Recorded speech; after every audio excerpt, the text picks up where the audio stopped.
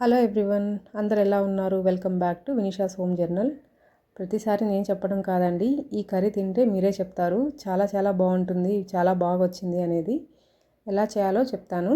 చాలా ఈజీ చేసుకోవడం, 2 నిమిషాల్లో అయితే ప్రిపేర్ అయిపోతుంది. దీనికోసం ఒక్క వంకాయ వెజిటబుల్ ఒక్కటి ఉంటే సరిపోతుంది.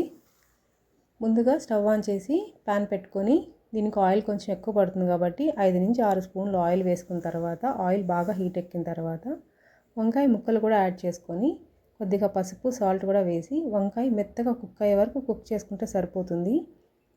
అండ్ స్టార్టింగ్లో వంకాయ ముక్కలన్నీ ఆయిల్ పీల్చేసినట్టు అవుతాయి, ఏం కంగారు పడద్దు. వంకాయ బాయిల్ అయ్యి కుక్ అయ్యే లోపల ఆయిల్ అంతా అదే రిలీజ్ చేసేస్తుంది. వంకాయ బాగా కుక్ అయిపోయిన తర్వాత కొద్దిగా ధనియాల పౌడర్, కారం, కొంచెం గరం మసాలా, కొద్దిగా చికెన్ మసాలా కూడా యాడ్ చేసుకోవాలి. అంతే, చాలా టేస్టీగా ఉన్న వంకాయ ఫ్రై అయితే రెడీ అయిపోయినట్లే. నా వీడియోస్ మీకు నచ్చితే తప్పకుండా సబ్స్క్రైబ్ చేసి లైక్ అండ్ షేర్ కూడా చేయండి. ఈ కర్రీ రైస్లోకి చాలా చాలా బాగుంటుంది, లంచ్ బాక్స్లోకి అయితే పర్ఫెక్ట్ అని చెప్పొచ్చు. ఇలాంటి మరెన్నో యూస్ఫుల్ వీడియోస్ కోసం ఫాలో అవ్వడం మర్చిపోవద్దు. మీరు కూడా ఎలా ఉందో ట్రై చేసి కమెంట్స్లో అయితే చెప్పండి. Thanks for watching.